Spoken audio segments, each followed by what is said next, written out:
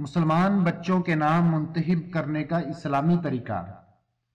اسلام تمام مسلمانوں کو اپنے اور اپنے بچوں کے اچھے اور اسلامی نام رکھنے پر بہت زور دیتا ہے، کیونکہ اچھا نام ہی شخصیت میں نکھار پیدا کرتا ہے۔ رسول اللہ صلی اللہ علیہ وسلم کی حدیث مبارکہ ہے کہ روز محشر تمام کو ان کے ناموں اور اس کے باپ کے نام سے پکارا جائے گا، اس لیے اچھے نام رکھو۔ ناموں کا چناؤ ہمیں اسلامی اصولوں کے مطابق کرنا چاہیے۔ ایک معتبر اور معروف سکالر شیخ یوسف القرادوی کے فتوے کے مطابق اسلام کسی مسلمان کو صرف عربی نام ہی رکھنے کا حکم نہیں دیتا، بلکہ یہ آزادی دیتا ہے کہ وہ اپنے بچوں اور بچیوں کے نام ایسے نام رکھیں کہ خود بچوں کو بھی پسند ہوں۔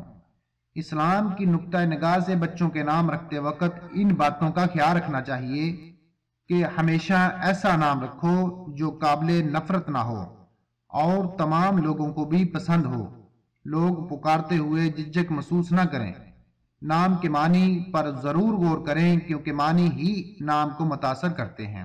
اس لیے نبی کریم صلی اللہ علیہ وسلم نے چند نام جو کہ قابل عزت نہ تھے، آپ نے ان کو اچھے ناموں میں تبدیل کر دیا۔ مثلا کسی کا نام کلیلہ تھا جس کا معنی بہت کم تھا، آپ نے اس کا نام خطیرہ یعنی بہت زیادہ میں تبدیل کر دیا۔ ایک عورت کا نام آسیہ جس کا مطلب تھا گناہگار، آپ نے اسے جمیلہ یعنی خوبصورت میں تبدیل کر دیا۔ دوسری بات یہ کہ مسلمانوں کو ایسے ناموں سے نہ پکارا جائے جس سے وحدانیت ابوبیت پر حرف آئے، مثلا عبد الکعبہ، عبد النبی، عبد الحسین وغیرہ۔ عبد صرف اللہ کے نام کے ساتھ رکھا جائے۔ بخاری شریف اور ترمذی سے ابو داؤد روایت کرتے ہیں کہ ایسے نام نہ رکھو جس سے اللہ تعالیٰ سے برتری یا بڑائی ظاہر ہو، جیسے قبیلوں کے لوگ خود کو بادشاہوں کا بادشاہ کہلاتے تھے، یہ بالکل نامناسب ہے۔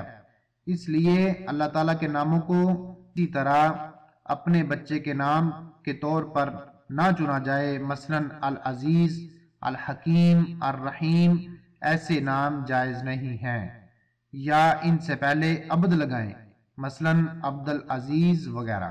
ایسے نام جن سے غلامی، عبدیت ظاہر ہو اور وہ صرف اور صرف اللہ تعالیٰ کی ہو، اللہ تعالیٰ کی نظر میں پسندیدہ ترین نام ہیں، مثلا عبد العلیم، عبد الکریم، عبد القیوم، عبداللہ، عبد الرحمن وغیرہ۔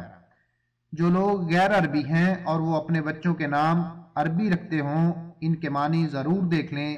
بعض نام جو کہ جانوروں، پرندوں اور درختوں کے ہیں، ان میں بھی بڑی احتیاط کرنی چاہیے کہ ان کے معنی نفرت اور برائی والے نہ ہوں۔